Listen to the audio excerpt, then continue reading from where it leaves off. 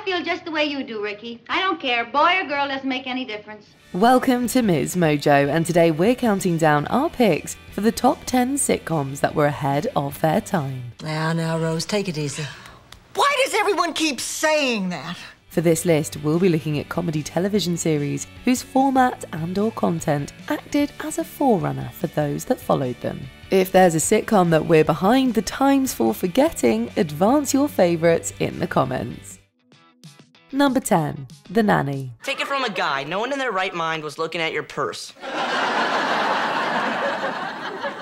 What'd your father give you to say this? A boombox. On the one hand, The Nanny does feel like a product of its time. It has an expository intro and the setup of a brash, outgoing nanny caring for a stuffy British family. Feels almost like a show from the 80s rather than the 90s.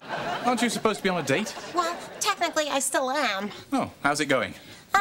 I've had better, I've had worse. It's kind of up in the air. However, creator-star Fran Drescher helps the show feel years ahead of its time, both in front of and behind the camera. Sitcoms created by women were still incredibly rare at the time, and still are now, to be honest. Not only that, but her character Fran finds' fabulous fashion still slap today. Plus, the show's razor-sharp wit is fantastic no matter the decade. Don't you know what happens to young girls when you torture them in high school? We're going to the video store and I'm renting you Carrie. Number 9. Arrested Development. Tobias, meanwhile, discovered that what he thought was a support group turned out to be a team of bald men painted blue. Arrested Development was one of several single-camera sitcoms to popularise the format in the early 2000s. The show's dry mockumentary view of the Bluth family is hysterical throughout. Hey, the cornballer. Thought these things were only legal in Mexico. In fact, the cornballer wasn't legal anywhere, but George Sr. continued to market it there successfully. Muy delicioso. Es verdad. Soy loco por las cornballs. Its use of recurring gags and foreshadowing may have proven hard to get into for casual audiences on network TV, but it found much more success once streaming became a thing. Lucille, as your therapist, I would encourage you to let go of relationships that don't serve you. You're no longer my therapist. Okay, we're making some progress. With audiences able to binge the show now, it became much easier to pick up on all the little details that watching week to week made everyone miss. Arrested Development was just a few years too early for streaming. Thankfully, a revival gave it the platform it deserved. I prefer things face to face. Less chance of a misunderstanding. Okay, yeah, I'll do it. I'll get the bail. I'll cover it. I hope that our position has not been greatly weakened. Of course we're gonna have a great weekend. Talk to you later. Number 8. Family Matters. Betwixt and bedazzled.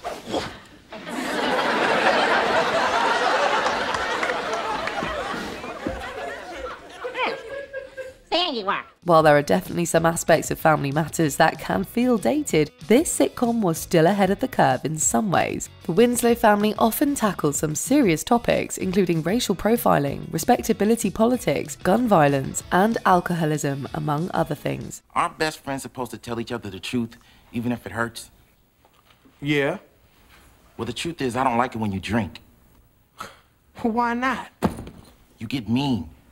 You make fun of me. Many of these topics remain relevant and/or taboo decades later, so Family Matters certainly was ahead of its time when it tackled them. Although most people remember the show for Steve Urkel, and he's great, don't get us wrong, it's the heart of the characters and their everyday struggles that still resonate today. You know, it's a funny thing about drinking. You don't realize what it's doing to you till it's done it to you.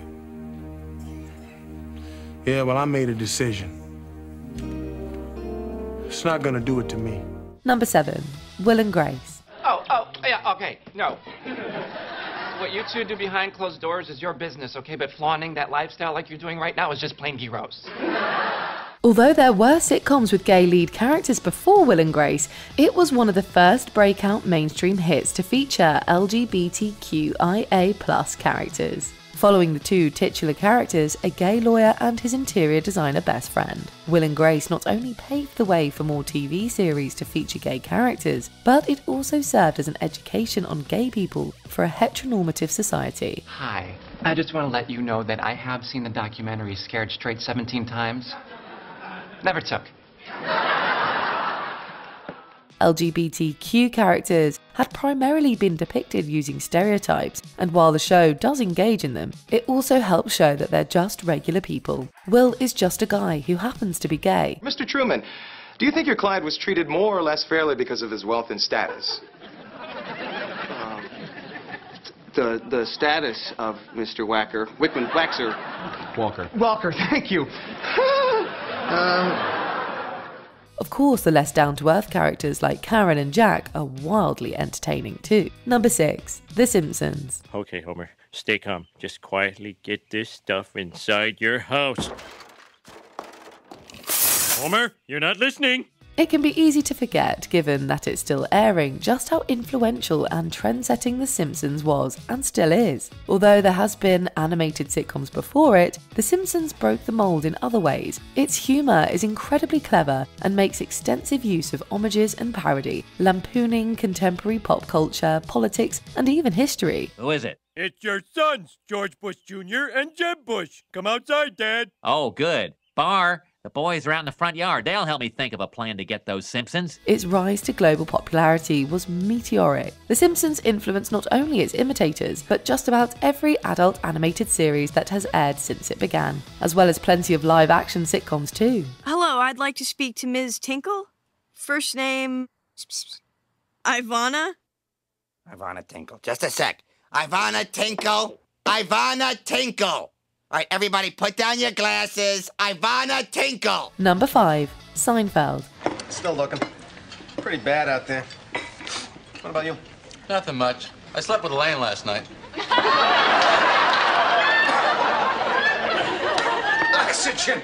I need some oxygen! To truly understand the impact of Seinfeld, you have to look back at the sitcom landscape of the 80s. Most sitcoms were set in a workplace or were about families, and there was usually a hopeful message involved. But Seinfeld eschewed all these conventions. I'm not a lesbian.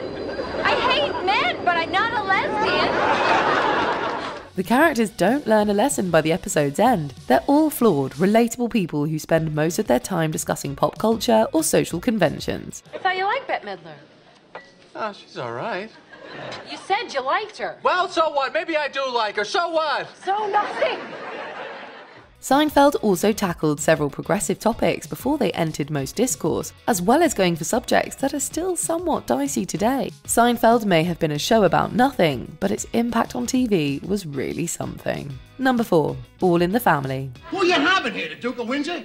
What difference would it make? Whoever it is, you're not going to like him. You don't like anything about us. You resent our attitudes, our politics, even the clothes we wear. On the surface, All in the Family may look like another family sitcom of its era, but look twice and you'll see that it's one of the most impactful ever made. Archie, Gloria lost the baby. What are you talking about? What do you mean by that?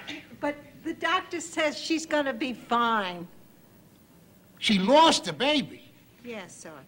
While we doubt it would be made today, the show broke new grounds by discussing issues never before seen on television. And although the Bunker family's patriarch, Archie, may be a narrow-minded bigot, by using him as an example of what not to do, All in the Family got people talking about progressive issues and taboo topics alike. And if you were prejudiced, you'd walk around thinking that you're better than anybody else in the world.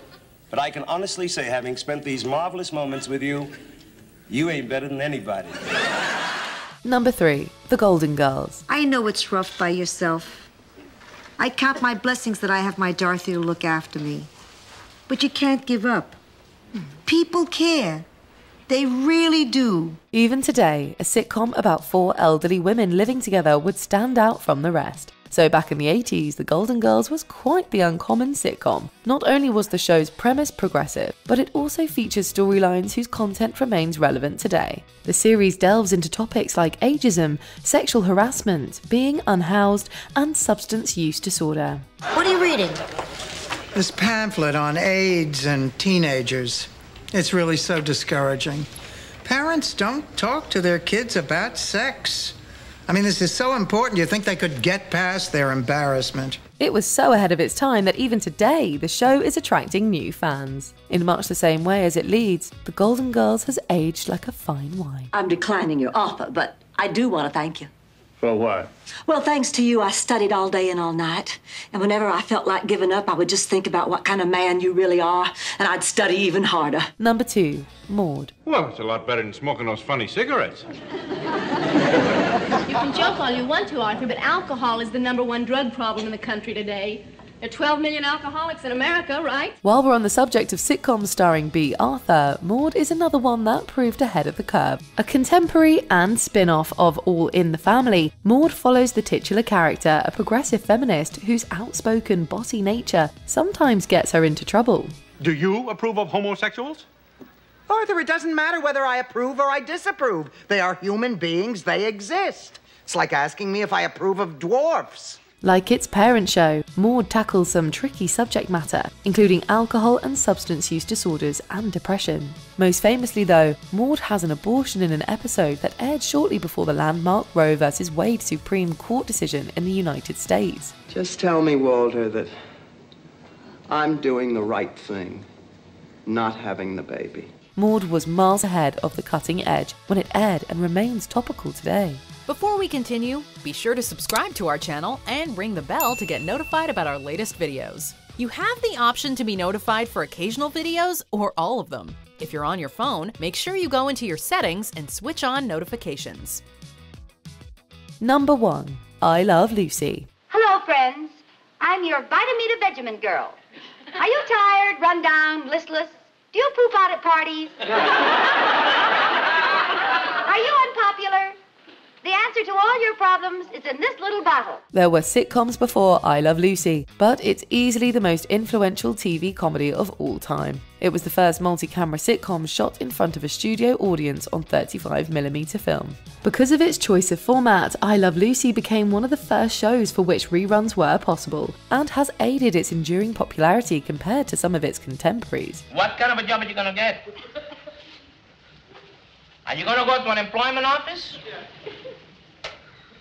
Lucy, why don't you answer me? That's nice, dear. The show was one of the first to feature a Hispanic lead and an interracial couple, which are both still comparatively uncommon. And while parts of it certainly feel dated, it was made during the 50s. After all, I Love Lucy is still an entertaining and funny show today, thanks to some of television's most famous comedic moments. Speed it up a little!